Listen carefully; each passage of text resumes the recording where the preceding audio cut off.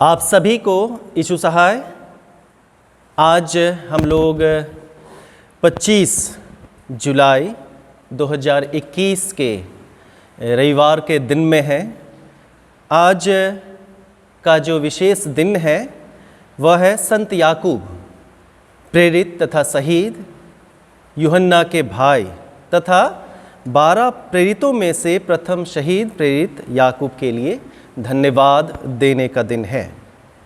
और यह सप्ताह जो है वह है पवित्र आत्मा के अवतरण पर्व के पश्चात 9वां प्रभुवार का सप्ताह, जो हमें परमेश्वर की कृपापूर्ण चंगाई के गवाह बनाता है।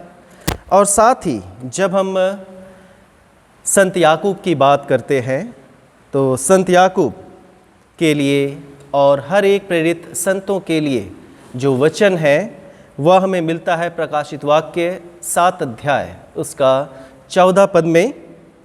वहाँ लिखा है, ये वे हैं जो उस बड़े क्लेश में से निकल कर आए हैं। इन्होंने अपने अपने वस्त्र मेमने के लहू में धोकर श्वेत किए हैं। सर्वशक्तिमान ईश्वर पिता, पुत्र और पवित्र आत्मा के नाम में आमीन। प्रार्थना करें। दयालु जीवित अनुग्रहकारी पिता परमेश्वर, धन्यवाद महिमा बड़ाई तुझको देते हैं हमारे इस जीवन के लिए जिसको तूने ही अब तक के समय में संभाले रखा है, कि हम ऑनलाइन आराधना के माध्यम से एक दूसरे से मिल पा रहे हैं, एक दूसरे से जुड़ पा रहे हैं और तुझ परमेश्वर की पवित्र कलीसिया होकर तुझे धन्यवाद की भेंट चढ़ा पा रहे हैं। हे पिता, बीते समयों के हर एक तेरी सुरक्षा के लिए, तेरी अगुवाई सहायता के लिए, हमारे जीवन की विभिन्न प्रकार की आशीषों वरदानों के लिए जो तूने हमें दिया है, हम सब मिलकर तेरा धन्यवाद करते हैं। आज के आराधना में जब हम एक दूसरे से जुड़ते हैं तो ऐसे में हम तेरे दास यीशु ख्रिस्त के शिष्य याकूब के जीवन को हम स्मरण करेंगे, वचनों के द्वारा से होने दे कि हम उसके जीवन के लिए तेरा धन्यवाद करें और अपने जीवन को हम उसके अनुसार चलाने का निरंतर प्रयास करने पाए। संपूर्ण आराधना को माता पिता, भाई बहन, बच्चे, हर एक परिवार जो इस आराधना में जुड़ गए हैं, हम सभी के लिए तेरा धन्यवाद करते हैं। प्रार्थना करते कि तेरी आत्मिक अगुवाई में हमारे जीवन से तुझे महिमा, स्तुति, बड़ाई मिलने पाए, कि हम सब मिलकर तुझे प्रसन्न करने वाले हो सके, हमारे प्रभु यीशु ख्रीस्त के द्वारा। आमीन। गीत संख्या 307, हिम नंबर 307।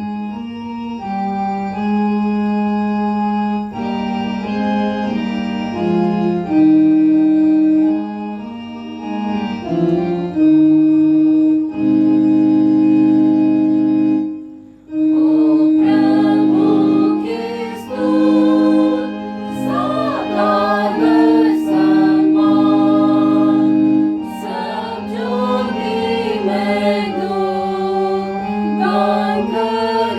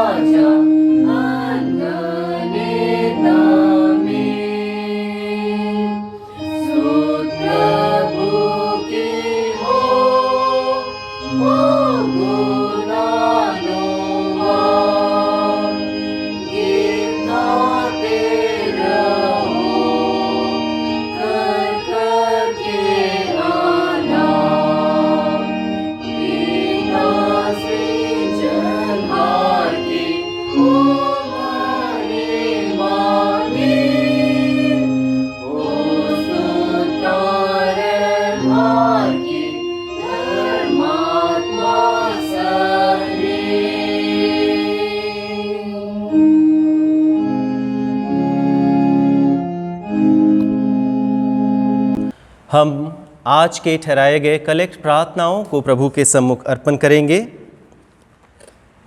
प्रेरित और शहीद संत याकूब के लिए प्रार्थना। हे दयावान परमेश्वर, तेरे धन्य पुत्र अपने प्रेरित को चुना। हम सब तेरे प्रेरित पवित्र याकूब के जीवन के लिए तेरा धन्यवाद करते हैं कि उसने अपने पिता और सर्वस्व त्याग कर तत्क्षण तेरे पुत्र यीशु ख्रिस्त का आह्वान सुनकर उसका अनुगामी हुआ। हम सबको यह वर दे कि वैसे ही हम सब भी स्वार्थ भावना को त्याग कर उस कार्य को करने के लिए सदा तैयार रहें जो तूने हमसे करने को कहा है और हमारे जीवन से तू कराना चाहता है। हमारे प्रभु यीशु ख्रिस्त के द्वारा जो तेरे और पवित्र आत्मा के साथ एक परमेश्वर अब और सदा जीता और राज्य करता है। आमीन। हम पवित्र आत्मा के अवतरण पर्व के पश्चात नवा प्रभुवार की प्रार्थना को अर्पण करें। हे प्रभु हमारे स्वर्गीय पिता, तू अपने पुत्र के द्वारा उन लोगों को स्वास्थ्य और शांति प्रदान करता है जो शरीर और मन में दुखी और पीड़ित हैं। यह वर दे कि तेरी चंगाई की शक्ति के द्वारा जो स्वस्थ हुए हैं वे तेरे अनुग्रह के धन के बारे धन्यवाद के साथ दूसरों को निरंतर बताएं। उसी हमारे प्रभु यीशु ख्रिस्त के द्वारा जो तेरे और पवित्र आत्मा के साथ एक परमेश्वर अब और सदा जीता और राज्य करता है। आमीन। हम प्रत्येक परिवारों के लिए प्रार्थना करें, विशेष करके बीमार जनों के लिए। हे सर्वशक्तिमान पिता परमेश्वर, तो शांति से निश्चिंत रहने के स्थानों में अपने निज घरानों को, परिवारों को, परिवार के एक एक सदस्यों को वास कराता है और तो हे उनके जीवन में निरंतर अनेक प्रकार की आशीषों को और वरदानों को उंडेलता है। हम तुझसे प्रार्थना करते हैं कि एक परिवारों पर निरंतर तेरी आशीष बनी रहे, चंगाई बने रहे। विशेषकर हम उनके लिए प्रार्थना करते हैं जो इस समय बीमार हैं, दुखित और लाचार हैं और इस कोरोना महामारी से ग्रसित हैं। हर एक के जीवन पर तू अपनी आशीष उंडेल की तेरी इच्छा के अनुसार वे तन और मन में चंगे हो जाएं और निरंतर तेरी पवित्र कलीसिया में तो धन्यवाद करे। प्रार्थना है पिता, जो भी तेरे बेटे बेटियां तुझ परमेश्वर में बढ़ते हैं उनको तो बुद्धि ज्ञान समझ की आत्मा से भर कि तेरे ही आत्मिक अगुवाई में अपने जीवन में हर एक प्रकार की सफलताओं को प्राप्त करने पाए। हर एक परिवार पर तेरे निरंतर अनुग्रह की दृष्टि बनी रहे, हमारे प्रभु यीशु ख्रिस्त के द्वारा। आमीन। हम प्रार्थना करें कि सुसमाचार सारे जगत में फैल जाए।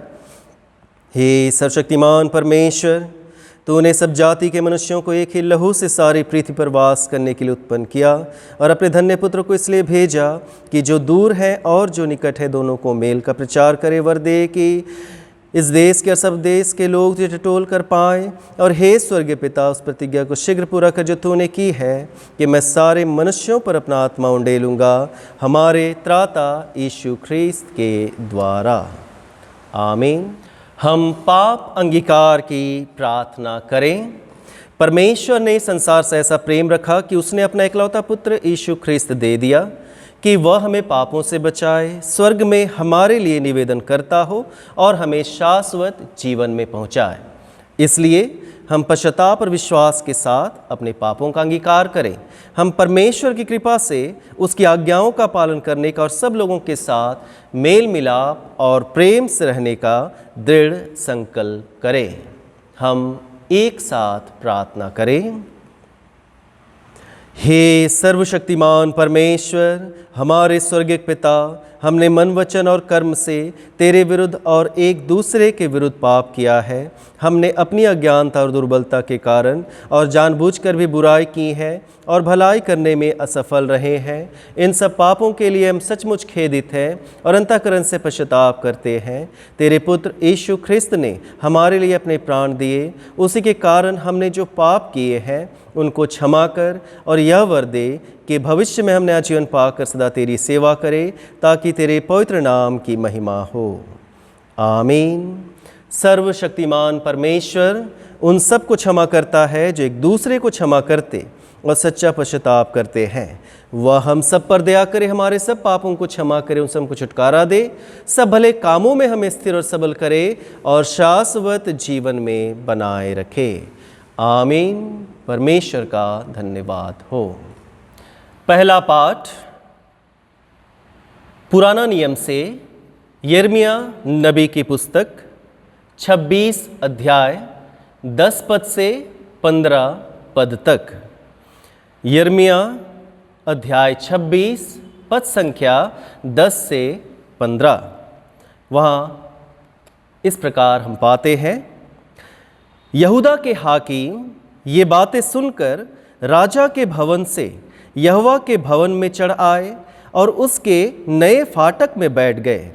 तब याजकों और भविष्यवक्ताओं ने हाकिमों और सब लोगों से कहा, यह मनुष्य प्राण दंड के योग्य है, क्योंकि इसने इस नगर के विरुद्ध ऐसी भविष्यवाणी की है जिसे तुम भी अपने कानों से सुन चुके हो। तब यिर्मयाह ने सब हाकिमों और सब लोगों से कहा, जो वचन तुमने सुने हैं उसे यहोवा ही ने मुझे इस भवन और इस नगर के विरुद्ध भविष्यवाणी की रीति पर कहने के लिए भेज दिया है। इसलिए अब अपना चाल चलन और अपने काम सुधारो और अपने परमेश्वर यहोवा की बात मानो। तब यहोवा उस विपत्ति के विषय में जिसकी चर्चा उसने तुमसे की है पछताएगा। देखो, मैं तुम्हारे वश में हूँ। जो कुछ तुम्हारी दृष्टि में भला और ठीक हो वही मेरे साथ करो। पर यह निश्चय जानो कि यदि तुम मुझे मार डालोगे तो अपने को और इस नगर को और उसके निवासियों को निर्दोष के हत्यारे बनाओगे, क्योंकि सचमुच यहोवा ने मुझे तुम्हारे पास यह सब वचन सुनाने के लिए भेजा है। यह परमेश्वर का वचन है। परमेश्वर का धन्यवाद हो। दूसरा पाठ प्रेरितों के कामों का वर्णन, उसका 11 अध्याय 27 पद से 12 अध्याय का 3 पद तक। प्रेरितों के काम अध्याय 11 पद संख्या 27 से 12 अध्याय का 3 पद तक। उन्हीं दिनों में कई भविष्यवक्ता यरूशलेम से अन्ताकिया आए। उनमें से अगबुस नामक एक ने खड़े होकर आत्मा की प्रेरणा से यह बताया कि सारे जगत में बड़ा अकाल पड़ेगा। वह अकाल क्लौदियुस के समय में पड़ा। तब चेलों ने निर्णय किया कि हर एक अपनी अपनी पूंजी के अनुसार यहूदिया में रहने वाले भाइयों की सहायता के लिए कुछ भेजें। उन्होंने ऐसा ही किया और बरनबास और शाऊल के हाथ प्राचीनों के पास कुछ भेज दिया। उस समय हेरोदेस राजा ने कलीसिया के कई व्यक्तियों को सताने के लिए उन पर हाथ डाले। उसने यूहन्ना के भाई याकूब को तलवार से मरवा डाला। जब उसने देखा कि यहूदी लोग इससे आनंदित होते हैं तो उसने पतरस को भी पकड़ लिया। वे दिन अख़मीरी रोटी के दिन थे। या परमेश्वर का वचन है। परमेश्वर का धन्यवाद हो। गीत संख्या 208, हिम नंबर 208।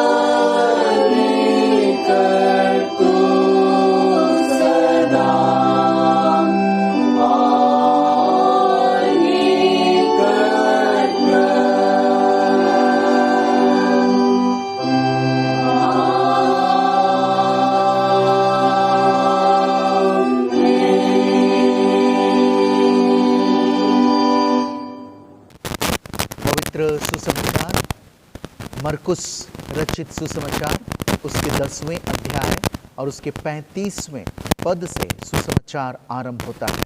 हे प्रभु यीशु ख्रिस्त, तेरी महिमा होवे। मरकुस 10 और 35वें पद से, तब जब्दी के पुत्र याकूब और यूहन्ना ने उसके पास आकर कहा, हे गुरु, हम चाहते हैं कि जो कुछ तुझसे मांगे वही तू हमारे लिए करे। उसने उनसे कहा, तुम क्या चाहते हो कि मैं तुम्हारे लिए करूं? उन्होंने उससे कहा कि हमें यह दे कि तेरी महिमा में हम में से एक तेरे दाहिने और दूसरा तेरे बाएं बैठे। यीशु ने उनसे कहा, तुम नहीं जानते कि क्या मांगते हो। जो कटोरा मैं पीने पर हूँ क्या पी सकते हो, और जो बपतिस्मा मैं लेने पर हूँ क्या ले सकते हो? उन्होंने उससे कहा, हमसे हो सकता है। यीशु ने उनसे कहा, जो कटोरा मैं पीने पर हूँ तुम पियोगे, और जो बपतिस्मा मैं लेने पर हूँ उसे लोगे, पर जिनके लिए तैयार किया गया है उन्हें छोड़ और किसी को अपने दाहिने और अपने बाएं बैठाना मेरा काम नहीं। यह सुनकर दसों याकूब और यूहन्ना पर रिसी आने लगे, और यीशु ने उनको पास बुलाकर उनसे कहा, तुम जानते हो कि जो अन्य जातियों के हाकिम समझे जाते हैं वे उन पर प्रभुता करते हैं, और उनमें जो बड़े हैं उन पर अधिकार जताते हैं, पर तुम में ऐसा नहीं है। वरन जो कोई तुम में बड़ा होना चाहे वह तुम्हारा सेवक बने, और जो कोई तुम में प्रधान होना चाहे वह सबका दास बने। क्योंकि मनुष्य का पुत्र इसलिए नहीं आया कि उसकी सेवा टहल की जाए, पर इसलिए आया कि आप सेवा टहल करें और बहुतों की छुड़ौती के लिए अपना प्राण दे। यह प्रभु यीशु ख्रिस्त का सुसमाचार है। हे प्रभु यीशु ख्रिस्त, तेरी स्तुति होवे। प्रभु में मेरे प्रियो, इस दिन के लिए, आज के लिए, इस प्रभुवार के लिए जो विषय है वह है कि यूहन्ना के भाई तथा 12 प्रेरितों में से प्रथम शहीद प्रेरित याकूब के लिए धन्यवाद देना। और उससे संबंधित पाठ वचनों को हम सब ने पढ़ा। यिर्मयाह की पुस्तक उसके 26वें अध्याय 10 से 15, प्रेरित 11:27 से लेकर 12वें अध्याय के 3 पद तक, और तब सुसमाचार जो मरकुस 10:35 से 45। मरकुस रचित सुसमाचार प्रभु यीशु की सेवकाई से संबंधित स्पष्ट निर्देश देने वाला सुसमाचार है। और मरकुस 10:45 तो पूरे विश्व की कलीसिया के लिए, विश्व के मसीही लोगों के लिए एक आदर्श है। आइए सबसे पहले हम सब देखते हैं मरकुस 10:35 से 45 में। यह वास्तव में, यह जो खंड है, ये वास्तव में प्रभु यीशु ने मसीही सेवकाई के लिए जो मापदंड रखे जाने चाहिए उनके विषय में बताया है। 33 से 34 पद में प्रभु यीशु मसीह ने अपनी मृत्यु के विषय में तीसरी भविष्यवाणी की। इससे पहले मरकुस 8:31 में, फिर 9 अध्याय का 31 पद में, फिर इसमें ये तीसरी बार यीशु मसीह ने अपनी मृत्यु की भविष्यवाणी की। मरकुस 10:37 में जो लिखा है, तेरी महिमा में, अर्थात मसीह के राज्य में। तेरी महिमा कहने का अर्थात है मसीह के राज्य में, जो मत्ती 20:21 में भी आप देख सकते हैं। फिर 10:38, मरकुस 10:38 में जो कटोरा और जो बपतिस्मा, ये जो शब्द है वो मसीह पर आने वाले दुख के लिए एक अलंकार के रूप में प्रस्तुत किया गया है। और मरकुस 14:36 और लुक्का 12:50 में भी इन बातों को, इन शब्दों को आप देख सकते हैं। मरकुस 10:39 में याकूब की मृत्यु सचमुच एक शहीद के रूप में हुई, जो प्रेरित 12:2 में, जो हम लोगों ने दूसरा पाठ आज पढ़ लिया, उसमें वर्णित है। तथा यूहन्ना को निर्वासित किया गया, जो प्रकाशित वाक्य 1 अध्याय 9वें पद में आप पाएंगे। ये दोनों भाइयों के लिए ये लिखा हुआ है, और ये सत्य है पूरी तरह से। मरकुस 10:35 से 45 वास्तव में मसीही जीवन, मसीही सेवकाई और यीशु मसीह के पीछे चलने के लिए जो मापदंड स्वयं प्रभु यीशु ने रखे हैं उसके विषय में बातचीत हुई है। यहाँ पर जब्दी के पुत्र याकूब और यूहन्ना ने आकर यीशु से एक असाधारण मांग की। हो सकता होगा यीशु मसीह के साथ रहते रहते उनको ये लगा होगा कि ये साधारण सी बात है कि हम लोग यीशु से जो मांगने जा रहे हैं वो बिल्कुल साधारण हो सकता है। उन्होंने कहा कि हम सब चाहते हैं कि जो कुछ तुझसे मांगे तू हमारे लिए करे। हे गुरु, हम चाहते हैं कि जो कुछ तुझसे हम मांगे वही तो हमारे लिए करे। ये बोलने से पहले उन्होंने एक अनिवार्य शर्त भी रख दी, या अपनी मनसा को उन्होंने प्रकट कर दिया कि आप निश्चय वही हमारे लिए करें। ये हम सब मसीही जीवन में भी करते हैं। प्रभु यीशु से अक्सर मसीही जीवन में हम ऐसी चीज़ों की मांग करते हैं जिसका हमारे मसीही जीवन से संबंध बिल्कुल नहीं हो सकता, या तो मसीही जीवन के लिए जो यीशु मसीह की इच्छा है वो उस इच्छा के अनुरूप नहीं होता है। हम हो सकता है सांसारिक वस्तुएं मांगे, या जैसा याकूब और यूहन्ना की तरह हम सब अधिकार मांगे, पावर मांगना चाहते हैं कि उन्होंने कहा कि एक तेरे राइट हैंड और दूसरा लेफ्ट हैंड, एक तेरा दाहिने और दूसरा बाएं बैठे तेरे राज्य में। जब तेरी महिमा में हम सब प्रवेश करें तो एक दाहिनी और दूसरा बाईं और बैठे। हर एक की ये इच्छा होती है। हो हमारे मसीही जीवन में, मसीही सेवकाई के समय में, फैक्ट्री में, कलीसिया में, डायसिस में, सभी जगह ये होता है। ये मानवीय स्वभाव है, ये होता है। लेकिन एक मसीह होने के नाते हमें ये नहीं मांगना था। हमें यीशु के साथ बने रहने की इच्छा को मांगना है, उसमें बने रहना है, बजाय कि पद, अधिकार, इन सबको। तो यहां पर उन्होंने यीशु से खुल्लम खुल्ला उन्होंने कह दिया कि हम सब में से हम दोनों को इस तरह से तू वो पोस्ट दे, वो पद दे, राइट एंड राइट, दाहिना हाथ और बायां हाथ, ये अधिकार से संबंधित है। तो यीशु ने बड़े साधारण तरीके से, बिना गुस्सा हुए, यीशु मसीह ने उनसे ये कहा, जो मापदंड यीशु ने अपने राज्य में कार्य करने वालों से चाहा है उसी बातों को उन्होंने बताया। यीशु मसीह ने हर एक विश्वासी के लिए मापदंड रखा, और उन्होंने चेलों से पूछा कि यीशु ने उनसे कहा, तुम नहीं जानते कि क्या मांगते हो। नंबर 1, उन्होंने कहा कि तुम नहीं जानते कि तुम क्या मांग रहे हो, क्योंकि इस पद को पाने के लिए जो शर्त है यीशु मसीह बताने वाले पर है। यीशु मसीह ने कहा कि क्या तुम जो कटोरा मैं पीने पर हूं उसे पी सकते हो? इसके उत्तर में उन्होंने कहा, जी हाँ, हम सब पी सकते हैं। जो बपतिस्मा मैं लेने पर हूं क्या ले सकते हो? उन्होंने कहा, जी हाँ, हम वह ले सकते हैं। यीशु मसीह ने उनको अपनी मृत्यु के विषय में जो बातें हैं वो उनको कही, और उन्होंने संभवतः इतनी गहराई वाली बातों को वो लोग नहीं समझे, और उन्होंने यीशु से कहा, जी हाँ, हम यह कर सकते हैं। यीशु मसीह ने कहा, हो सकता है कि आप या तुम लोग वो कटोरा पी सकते हो या बपतिस्मा ले सकते हो, पर मेरी दाहिनी ओर और मेरी बाईं ओर बैठाना मेरा काम नहीं। या तो ईश्वरीय कार्य है, ईश्वरीय कार्य है। मेरे प्रियो, हम सब भी कलीसियाई जीवन में इन बातों को सोच लें, अपने मनों में इसे बांध लें कि पदों को देना, अधिकार को देना, ये ईश्वर की ओर से होता है। हो सकता है हम विश्वासी गण चाहते हों कि कलीसिया में अच्छे अच्छे पदों पर रहें। हो सकता हम याजक गण, पुरोहित गण भी सोचते हो कि अच्छा अच्छा पद पे बन जाएं, आगे बढ़ें। लेकिन यह ईश्वरीय कार्य है, ईश्वर का डिपार्टमेंट है। अगर हम सब एक मसीही जगत में निवास कर रहे हैं, मसीही विश्वास में जी रहे हैं, तो यह ईश्वर का कार्य है कि वो मुझको और आपको कहां कहां ले जाएंगे, या किन पदों पर रखेंगे, या कौन कौन से अधिकार वो देंगे। यीशु मसीह ने कहा, यह मेरा काम बिल्कुल भी नहीं है।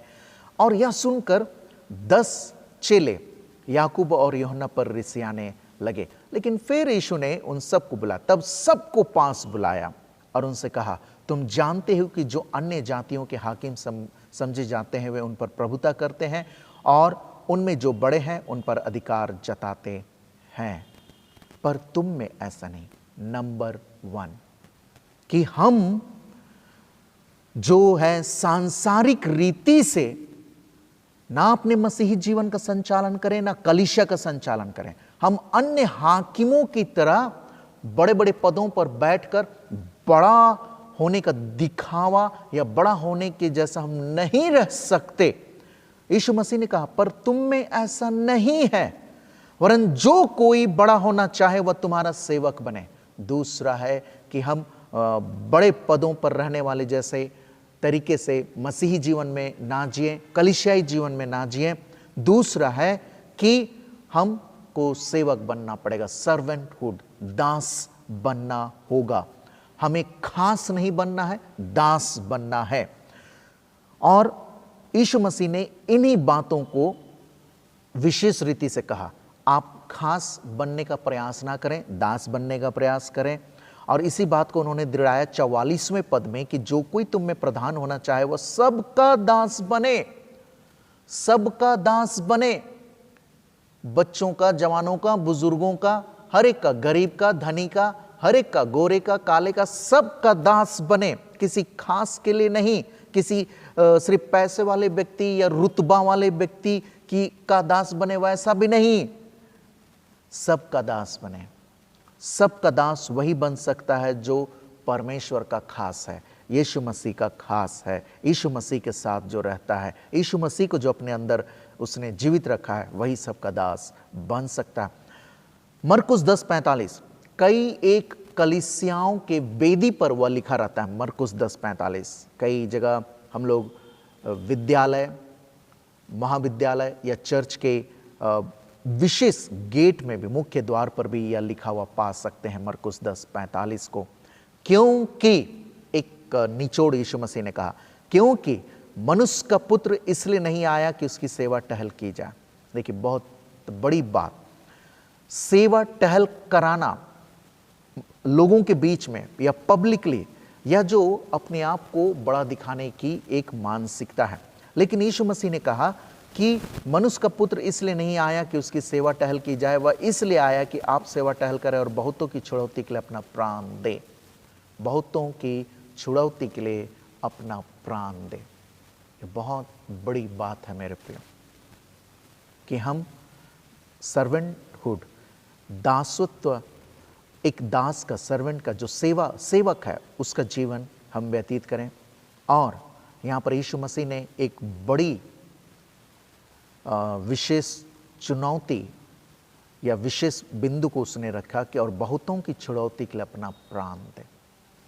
हम और आप इस जगत में मसीह इसलिए बने हैं कि हम सब इस संसार, इस मानव जाति, इस सृष्टि की सेवा करें, उसे बचाए रखें, और आवश्यकता पड़ने पर या ऐसी स्थिति आ जाए कि हमें अपना प्राण भी देना पड़े तो पीछे ना हटें।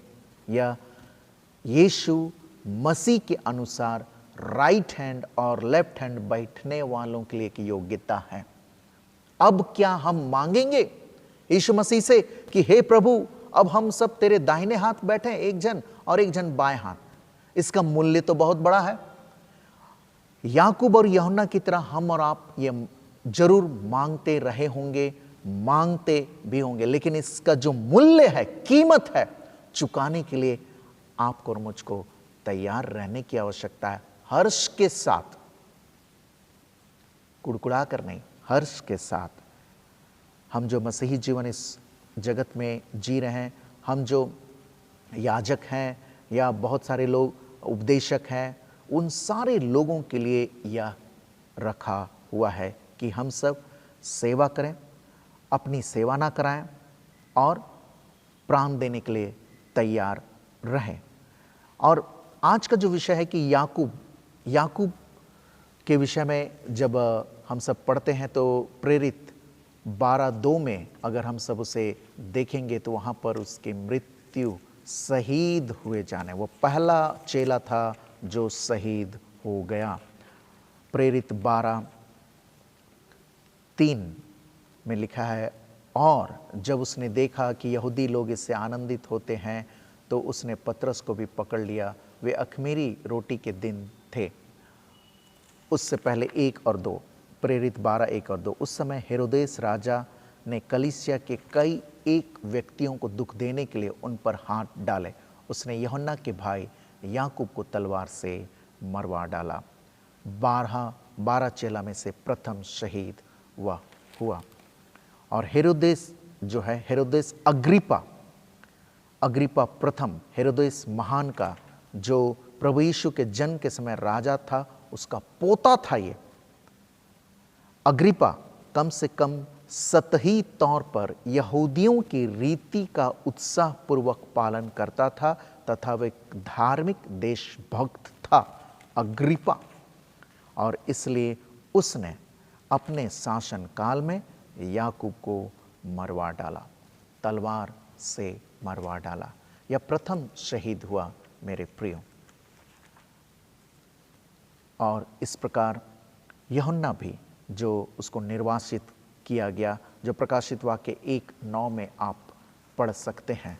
यहाँ पर प्रकाशित वाक्य 1:9 में लिखा है कि मैं यूहन्ना जो तुम्हारा भाई और यीशु के क्लेश और राज्य और धीरज में तुम्हारा सहभागी हूँ, परमेश्वर के वचन और यीशु की गवाही के कारण पतमुस नाम टापू में था। पतमुस इफिसुस के दक्षिण पश्चिम में आजियान समुद्र में एक छोटा सा द्वीप, और इस विषय में उसको कहा गया है।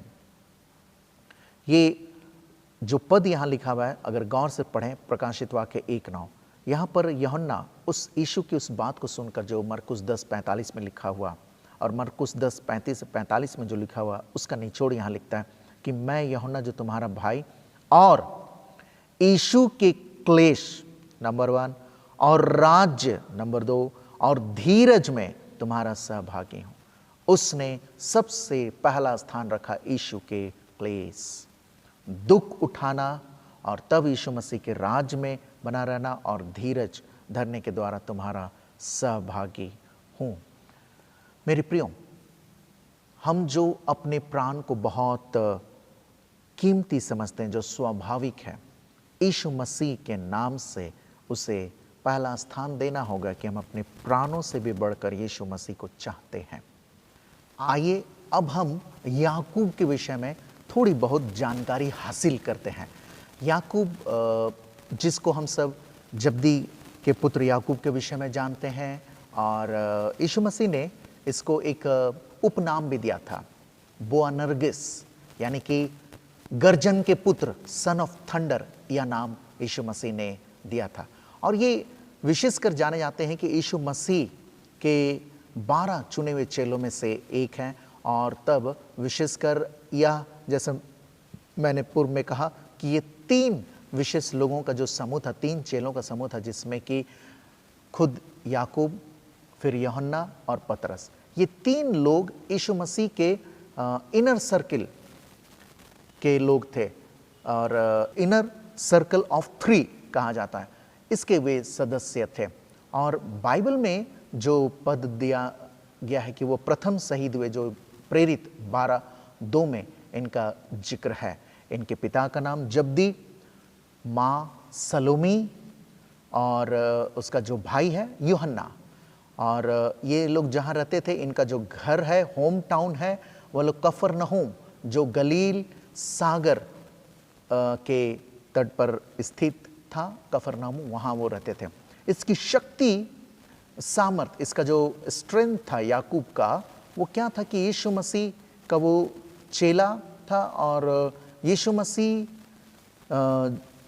के कामों में वो सबसे आगे बढ़ चढ़कर हिस्सा लेता था। जैसा पतरस सबसे आगे आगे रहता था, उसी प्रकार वह भी आगे आगे रहता था।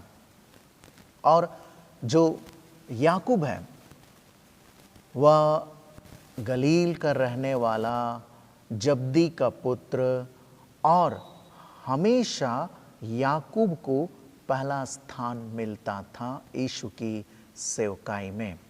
और हम सब देखेंगे कि 3 विशेष समय में याकूब का जिक्र है। याकूब का जिक्र जो कि प्रथम शहीद था, जो हम लोग मरकुस 5:37 से 47 में देखेंगे, जहाँ पर कि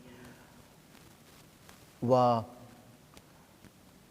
जायरस की पुत्री को जो यीशु मसीह जिला उठाते हैं, वहाँ पर एक उसका वर्णन है। दूसरा है कि यीशु मसीह के स्वर्गारोहण के समय जो मत्ती 17:1 से 3 में वर्णित है, और दूसरा है गेत्समनी बारी के दुख वाली प्रार्थना के समय में जो मत्ती 26 और 36 से 37 में लिखा हुआ है। ये 3 विशेष जगह यीशु मसीह ने याकूब के साथ अपने जीवन के जो पल बिताए हैं वो वर्णित है इन सुसमाचार के द्वारा। और एक समय ये यह था कि ये सामरी गांव में, सामरिया के गांव में जब यीशु मसीह को लोगों ने अपमानित किया, तो उस समय याकूब ने कहा था कि हे प्रभु, क्या हम ऐसा करें कि इस गांव पर आकाश से आग गिर जाए? तब यीशु मसीह ने उस समय उसका नाम रखा था बुआनर्गिस, सन ऑफ थंडर। और याकूब के अथक परिश्रम और सेवकाई में वो इतना आगे निकला कि वह प्रथम शहीद बना। और उस समय जो यहूदिया का जो हेरोद अग्रिपा लगभग 44 ईस्वी में वह वहाँ पर शहीद हो गया। हम सब याकूब के जीवन से इन बातों को सीख सकते हैं मेरे प्रियो, कि जो यीशु मसीह ने मरकुस 10:35 से 45 में कहा कि हम सेवक बने, दूसरों की सेवा करने वाले बने, ना कि अपनी सेवा कराने वाले, और आवश्यकता पड़ने पर अपने प्राणों को भी न्यौछावर करने के लिए तैयार रहें। इन बातों को हम जरूर याद करें और विशेषकर इन 3 पदों को आप घर में जरूर पढ़ें। लूका 9:52 से 56 को पढ़ें, मत्ती 17:1 से 3 को पढ़ें, और प्रेरित 12:1 से 2 को पढ़ें। याकूब के विषय में यहाँ 3 जो पद हैं आपको मिल जाएंगे। प्रभु आपको और मुझको, हम सबको बहुत आयत की आशीष दे, और शिष्यता का भेद, प्रभु यीशु के साथ रहने का भेद, प्रभु यीशु के दाहिने और बाएं रहने का भेद को हम प्रतिदिन बाइबल अध्ययन करने के द्वारा सीखने वाले बने रहें। प्रभु यीशु आप सभी को बहुत आयत की आशीष दे। आमीन। हम अपने विश्वास की घोषणा प्रेरितों के विश्वास वचन के द्वारा करें। प्रेरितों का विश्वास वचन। मैं सर्वशक्तिमान पिता, स्वर्ग और पृथ्वी के सृष्टिकर्ता परमेश्वर पर विश्वास करता हूँ। मैं उसके इकलौते पुत्र हमारे प्रभु यीशु ख्रीस्त पर विश्वास करता हूँ। वह पवित्र आत्मा के सामर्थ से गर्भ में आया और कुंवारी मरियम से जन्मा। उसने पुन्तियुस पिलातुस के शासन में दुख भोगा। वह क्रूस पर चढ़ाया गया, मरा और गाड़ा गया और मृतकों के लोक में उतरा। तीसरे दिन वह जी उठा। वह स्वर्ग पर चढ़ गया और पिता की दाहिनी ओर विराजमान है। वह जीवितों और मृतकों का न्याय करने को फिर आएगा। मैं पवित्र आत्मा पर, पवित्र सार्वलौकिक कलीसिया पर, संतों की संगति, पापों की क्षमा, देह के पुनरुत्थान और अनंत जीवन पर विश्वास करता हूँ। आमीन। गीत संख्या 192, हिम नंबर 192।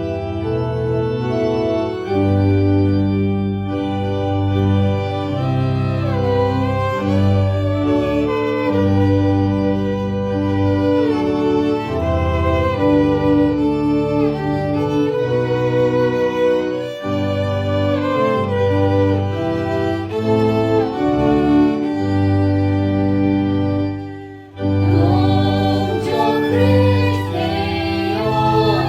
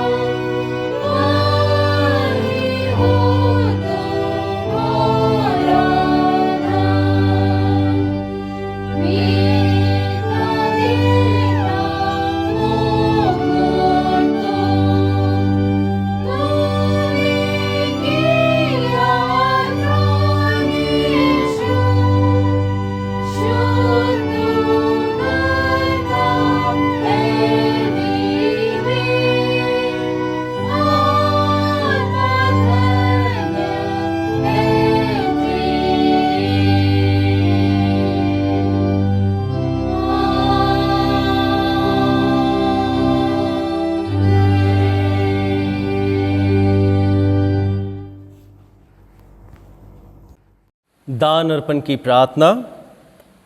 आराधना के क्रम में हमने जिन भेंट और दानों का अर्पण किया है, हम उसके लिए परमेश्वर को धन्यवाद दें, परमेश्वर की आशीष को मांगे।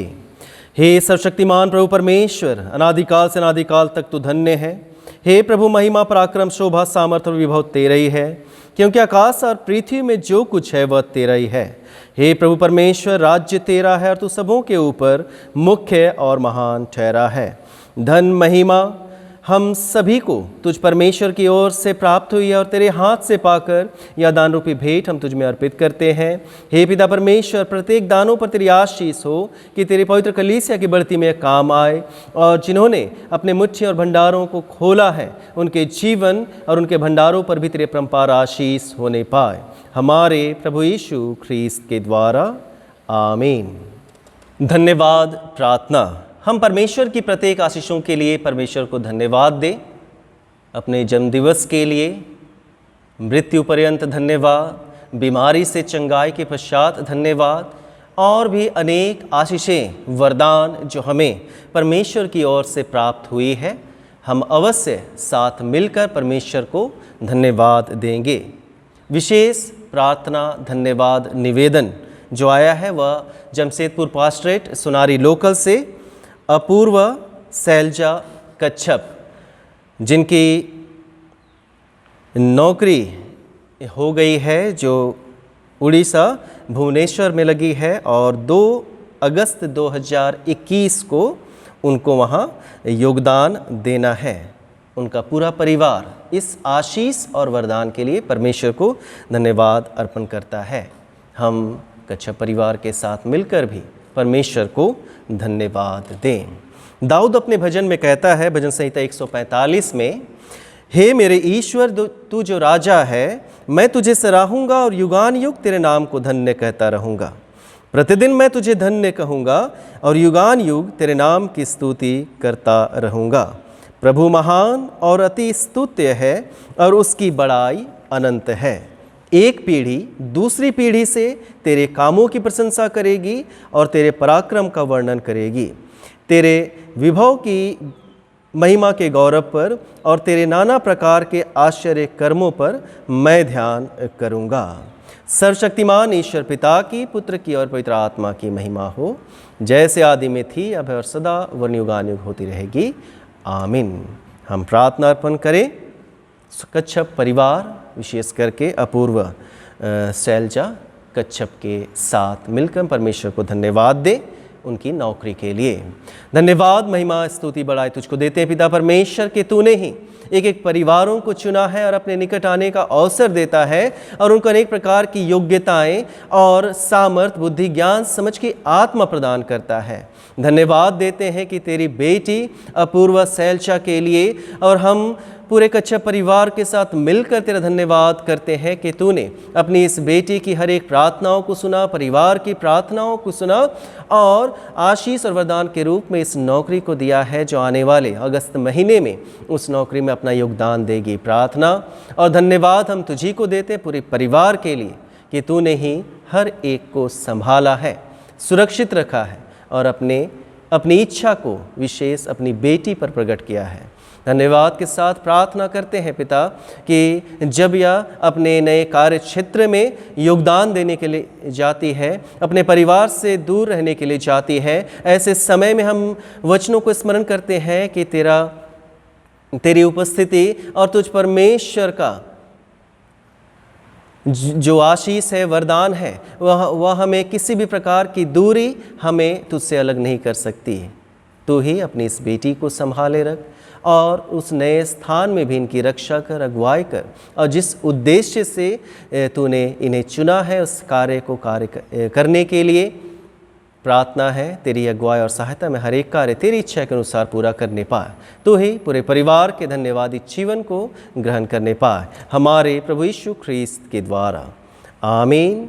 दयालु जीवित अनुग्रहकारी पिता परमेश्वर, हमारे जीवन को तो चुनता बनाता है और हर एक प्रकार के आशीषों और वरदानों को भी देता है।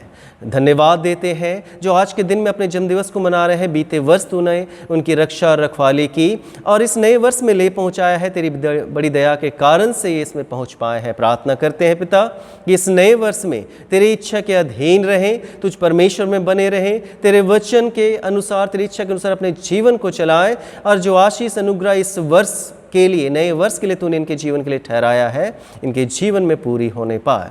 हर एक योजनाएं, हर एक कार्य जब ये आरंभ करते हैं तुझ परमेश्वर के निकट आरंभ करते रहे, तुझे में समाप्त कर निरंतर तेरे धन्यवादी बने रहे। हे पिता परमेश्वर, तू चंगा करने वाला परमेश्वर है। प्रार्थना करते हैं जो बीमार थे, दुखित थे, लाचार थे, तूने उनकी प्रार्थनाओं को सुना और उन्हें निरंतर तूने चंगाई देकर खड़ा किया है और अपनी महिमा के निमित्त इस्तेमाल किया है। हर एक धन्यवादित जीवन को तू ही ग्रहण करने पाए कि आने वाले समय में हर एक प्रकार की दुर्बलताओं और बीमारियों से वे निरंतर बचे रहने पाए। हम उन लोगों के लिए भी तेरा धन्यवाद करते हैं जो इस सप्ताह में या आज के दिन अपने विवाह के वर्षगांठ को मना रहे हैं। प्रार्थना है पिता कि जैसे तूने उनके दाम्पत्य जीवन में जोड़ दिया है, वैसे ही तेरी उपस्थिति और अगुवाई में एक सुंदर आदर्श मसीही परिवार बने रहते हुए, तेरी इच्छा के अधीन बने रहते हुए तेरी महिमा स्तुति बढ़ाई अपने जीवन के द्वारा से करने पाए। हर एक परिवार जो आज इस आराधना में जुड़े हुए हैं, जब वे अपने अपने जीवन की हर एक आशीषों के लिए तुझसे प्रार्थना करें, तुझे धन्यवाद दे रहे हैं, हर एक के धन्यवादित जीवन को तू ही ग्रहण करने पाए। हमारे प्रभु यीशु ख्रीस्त के द्वारा आमीन। हम प्रभु की प्रार्थना एक साथ करें। हे हमारे पिता, तू जो स्वर्ग में है, तेरा नाम पवित्र माना जाए, तेरा राज आए, तेरी इच्छा स्वर्ग में पूर्ण होती है वैसे पृथ्वी पर भी हो। हमारे दिन भर की रोटी आज हमें दे, हमारे अपराधों को क्षमा कर जैसे हमने अपने अपराधियों को क्षमा किया है। हमें परीक्षा में न डाल परंतु बुराई से बचा, क्योंकि राज्य, पराक्रम और महिमा अब और सर्वदा तेरी है। आमीन। समापन प्रार्थना में जाएंगे।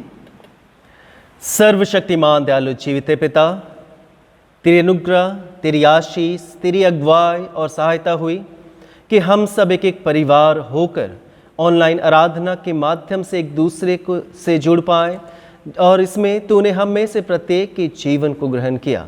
हे पिता परमेश्वर, होने दे कि जब हम एक दूसरे से विदा होते हैं और अपने दिनचर्या के कार्यों में लगते हैं, सप्ताह भर के समय और जीवन को व्यतीत करते हैं, वैसे समय और जीवन में होने दे कि जो वचन आज के दिन में हमारे लिए बोया गया, ठहराया गया और दिया गया है, हर एक वचन तेरे दास यीशु ख्रिस्त के शिष्य याकूब के जीवन से संबंधित थे, जिसने तुझ परमेश्वर के एक लौते पुत्र की पुकार को सुना और उसकी बुलाहट के अनुसार प्रत्युत्तर के रूप में तुरंत सब कुछ छोड़कर उसके पीछे हो लिया और अपने मृत्यु तक, शहीद होने तक और तलवार से घात किए जाने तक वह तुझ परमेश्वर का विश्वासी रहा, तेरे पुत्र का शिष्य बना रहा।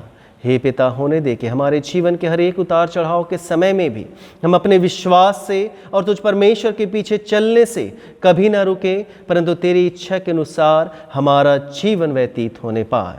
माता पिता, भाई बहन, बच्चों को तुझ परमेश्वर के पवित्र और दया में हाथों में सौंप देते हैं और प्रार्थना मांगते हैं उद्धारकर्ता यीशु ख्रीस्त के नाम में। आमीन।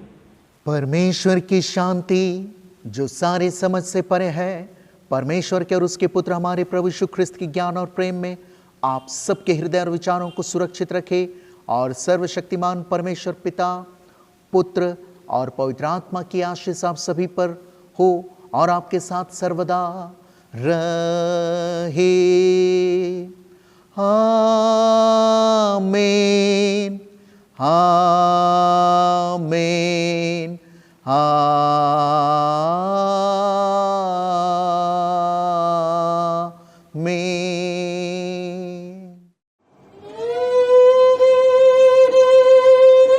गीत संख्या 306, हिम नंबर 306।